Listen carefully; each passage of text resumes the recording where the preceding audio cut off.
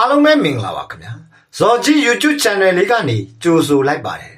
ပရိသတ်အားလုံးကိုကျွန်တော် channel လေးကနေဘ ഹു တုတနဲ့ခွန်အားဖြည့်စာစုလေးများကိုဆယ်ဆက်မပြတ်တင်ဆက်ပေးသွားမှာဖြစ်လို့ကျွန်တော် channel လေးကို like and subscribe လေးပေးပြီးအားပေးခဲ့ကြပါအောင်ခင်ဗျာဒီကနေ့မှာတော့စိတ်တက်မကြပါနဲ့ဆိုတဲ့စာသားလေးကိုတင်ဆက်ပေးချင်ပါတယ်ဖနှက်မရှိတိုင်းငိုနေမိရင်ခြေတော့မပါတဲ့သူကိုသတိရပါ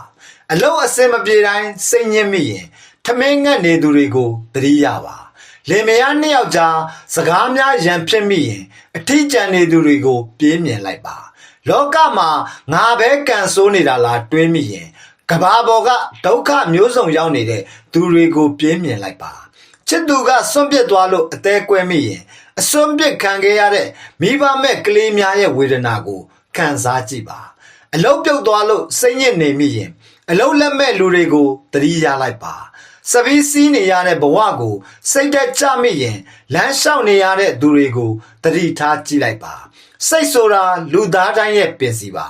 စိတ်ဆိုတဲ့အရာကြီးပြိုလဲသွားတာနဲ့ဘဝဆိုတဲ့တစ်ပင်ကြီးကလည်းကျိုးပဲ့ပျက်စီးသွားပါလိမ့်မယ်ငွေ1000ကျပ်ကြရင်တောင်ပြန်ကောက်ခဲ့ရင်တန်ဖိုးဖြတ်မရတဲ့ကိုယ်စိတ်ကိုအမြန်ဆုံးပြန်ကောက်တင်ပြီးတော့လူသစ်စိတ်သစ်နဲ့ဘဝသစ်ကိုပြန်စပါလို့အကြံပေးပြရစီခင်ဗျာကျွန်တော်ကကိုငယ်ပါ